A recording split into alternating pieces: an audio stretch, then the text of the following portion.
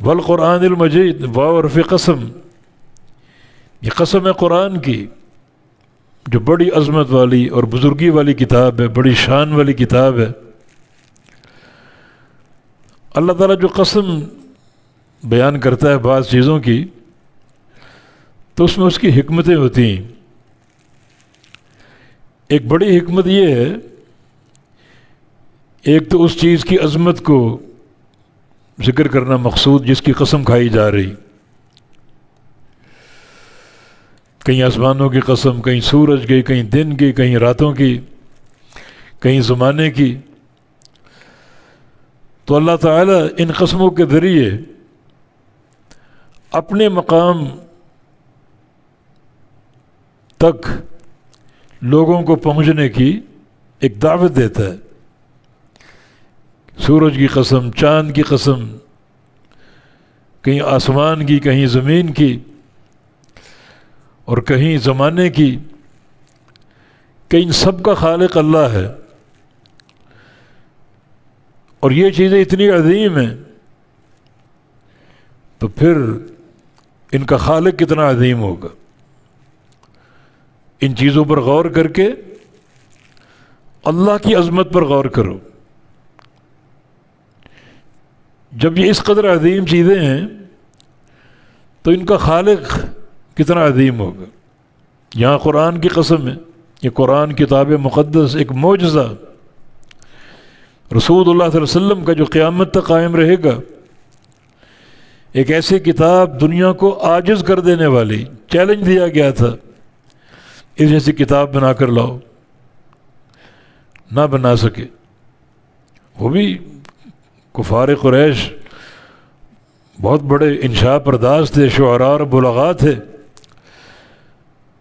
اور اطراف عرب میں بھی بڑے بڑے شعراء موجود تھے، یمن میں موجود تھے۔ جس کتاب کا انکار کر رہے ہو اور کہتے ہو کہ یہ فلاں بشر کی تخلیق ہے اور اس کی تعلیم اور تلقین ہے، تو تم بھی بنا کر دکھا دو، تم بھی تو بڑے قادر الکلام ہو۔ مگر وہ اس کو چیلنج کو پورا نہ کر سکے، کوشش کی لیکن کیا کر سکتے تھے وہ، یہ کلام الرحمن۔ حتیٰ کہ 10 صورتیں ایسی بنا لو، 10 آیتیں ایسی بنا لو، ایک آیت بنا لو، اور وہ اس چیلنج کو نہ قبول کر سکے نہ پورا کر سکے۔ تو یہ عظیم کتاب، یہ کلام الرحمن ہے، تو وہ رحمان کیسی ذات ہوگی، کیا اس کی عظمت ہوگی جب اس کے کلام میں اس قدر عظمت ہے۔ والقرآن المجید، اور قسم ہے قرآن کی جو بڑی بزرگی والی اور شان والی کتاب ہے۔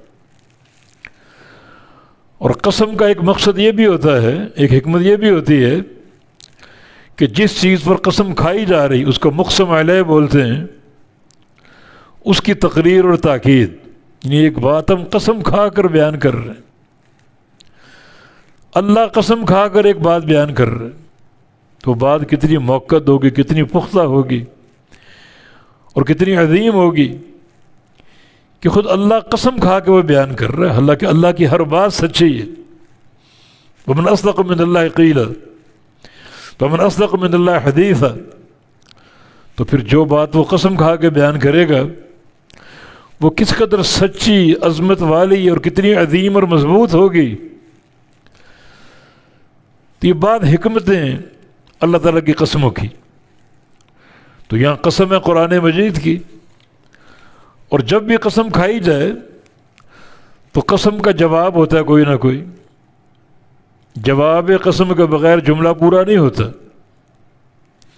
ایک بندہ کہے اللہ کی قسم، اللہ کی قسم، اللہ کی قسم، آگے بولے ہی نہ، تو اس کی یہ بات ناقص ہے۔